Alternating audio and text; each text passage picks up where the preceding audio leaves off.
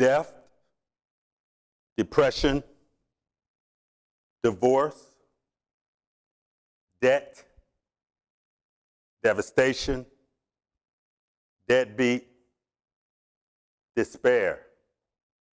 There is a black male mental health struggle. I became a therapist in therapy. The unsustainability of black male trauma, black male rage, black male resentment is a real thing, an unsustainable thing. So what's the struggle? 1 in 4 psychologists are black. And when I say black, I mean that includes black men and black women. According to the American Psychological Association, 4% psychologists worldwide, in this country, are black. For every 100,000 black Americans, only 1 black psychiatrist. 7% of black men received any form of mental health services in the last couple years. Right? Black youth, particularly black boys, are introduced with the struggle of mental health at a very early age. It's treated in elementary school by suspensions or special education referrals. What's the black struggle? That's it. The inadequacy of practitioners who look like black men, who have a unique experience with mental health. Right? What does that mean for all of us? The current mental health industry does not sustain black male trauma, black male rage, black male resentment, which means we have to look at the factors that are uniquely attributed to black males in this country. What makes me qualified to talk about black male mental health struggle? Well, beyond the obvious of being a black male, I crashed in 2008, the year the mortgage industry crashed, the real estate market, right? That same year, my mother informed me she had stage 4 cancer. In 2009, I became a father for the 4th time. But this time was unique because the child was already 21 years old, which means right before my 17th birthday, I had a child. In 2010, my mother ended up passing away from cancer. I moved her from Chicago to Georgia before the diagnosis to live out her golden years under the sun of the South, to work with me and for me. She ended up passing. In 2011, I went to what I now label as a very eventful divorce. I lost everything. I walked away from everything. I lost my family, my spouse at the time away from the children, assets, things of that nature. In 2012, I experienced my very first panic attack. I found myself in the middle of a public park here in Atlanta, lying on my back, crying profusely for what seems like hours. In 2013, I had my second panic attack. This one was different. This one, I was with the partner at the time, and she said that she overheard me saying some things that were troubling. Later on that day, I had a special event I needed to be at. My friend at the time took me to the local emergency room because as black males, that is how we address our mental health struggles, right? When it really gets to a point, we have to see someone at the local hospital emergency room. So, of course, they kept me 72 hours, suicide watch. I missed the court date. My partner at the time took the signed medical excuse to court at the time that I was supposed to report. The judge refused it, subsequently generating a bench warrant, and I eventually had to address that. That same year, 2013, my father passed, just when we were attempting to repair a 40-plus year fragmented, fragile, broken relationship. He passed. Went to Chicago, did the mourning, came back to Atlanta. 2 days after mourning my dad's death, I was pulled over by local law enforcement. I had to settle that warrant from a few months earlier. So for the next 57 days, I sat in a jail cell, in a jumpsuit, grieving what I thought initially was only my father's death. What I now know was all of the stressors, the losses, the trauma, the rage, the resentment I had since I crashed the same year the mortgage and real estate market crashed. So during that time, I went to 5 different therapists. Now, I wasn't shy from therapy because my mother, bless her heart, she was ahead of her time. She took me to see a therapist in high school. We're talking in the 80s. The good thing is it ended up being family therapy, and we learned a lot of tools and strategies that really benefited us.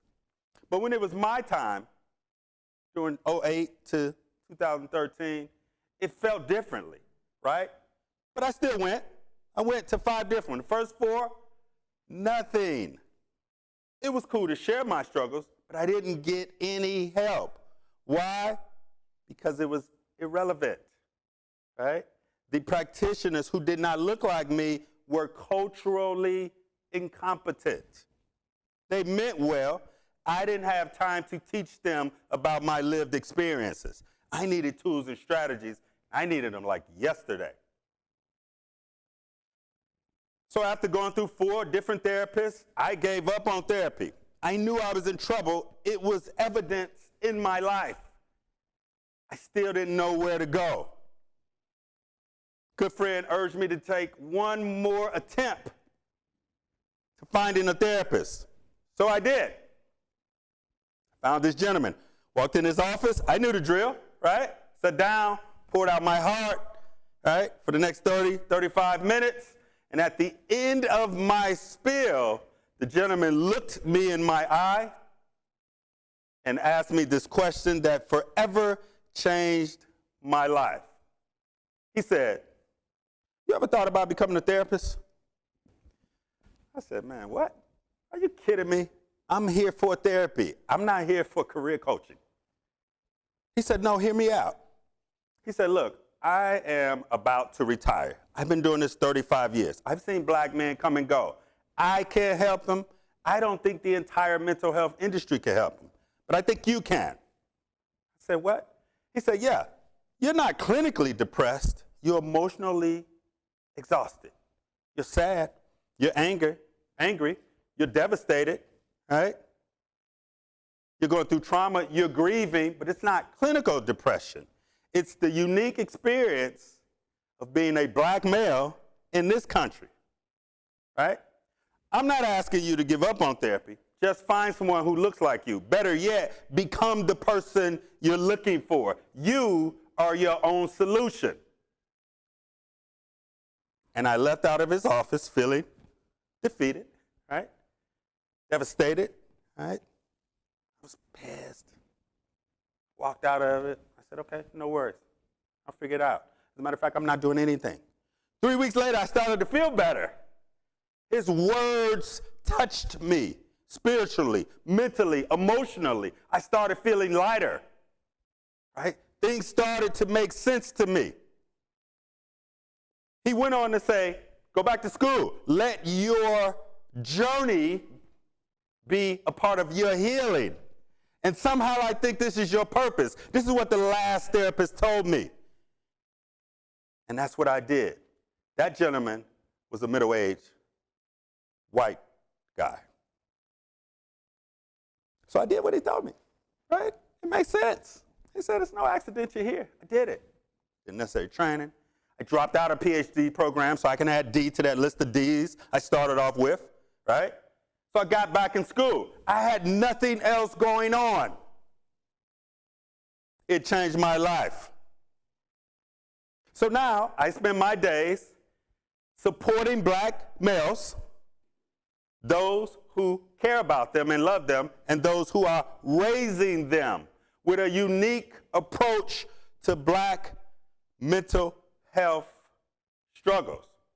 You see, the struggle is because black men are not being taken care of in a way that really touch, moves, and inspires them, right? Black males, black males, we don't do well with one-on-one, right? We don't like isolation. We definitely don't do well with labeling. You know, in the hood, we call that name calling. We don't do well with that, right?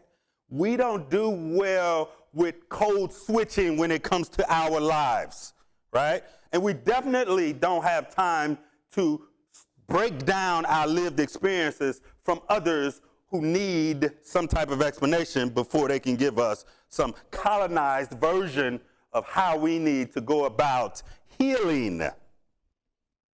So I set out to create a unique experience for black men to address the black male mental health struggle. You see, as black males, I found out we need some things. We know a lot. We just need it in a way that we can use our own language to get it, right? We know about breath work, right? We know about meditation. We know about yoga. We're even for the dialectical approach, the cognitive behavior approach, right? We're good with relationship and individual therapy. We'd rather have it in group, barbershop. That's where we're comfortable, right? Most of us have had some type of sport, so we get the importance of breath work. We get that. We just need it to come from someone who looks like us and who has walked the walk and talked the talk, right? See, as black males, we don't do what you say. We do what you do, right? So if you could tell us, show us, guide us, walk with us, we honor something. And that's what I did. So how does that look? How does that work in terms of sustaining the existing mental health industry? Well, we have to take more of an uncolonized approach to black mental health. We have to encourage one another that there are certain signs and symbols that are indicators of distress and not necessarily mental disorders or mental illnesses, right? But we need to be able to convey it to this unique group, black males, who have been born under racism. Because racism, aggression, and microaggression, born into that, makes something of you, right? It's exhausting. So when you start adding on debt and depression and divorce, you get the picture. You have now become exhausted, right? Not necessarily a mental illness, but things are definitely out of order, right? So that's what we need. We need the existing practitioners to become culturally competent on what this means for the people they serve.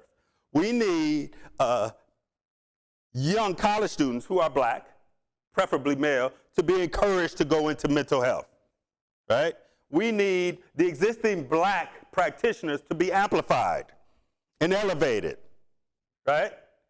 And we need all of us to know that there is a unique experience for black males that starts when we are born, mostly caused by racism, right? Exacerbated by unemployment, increased with PTSD symptoms due to violence, right? And it starts when we're in elementary school with suspensions and special education referrals. So I implore all of us to sustain the existing mental health industry. We have to take into consideration the uniqueness of the black male mental health struggle. That goes for first responders on every level. That goes for clergy, university, teachers, students, nonprofit organizations, right? Law enforcers, lawmakers, politicians. All of us have to be re-educated on what that means uniquely for black males and our struggle. And in the spirit of the late, great Earl DMX Simmons, in order to speak for the people, must walk amongst the people. Rest in peace, Dante Wright. Rest in peace, Adam Toledo. Rest in peace, George Floyd. Thank you.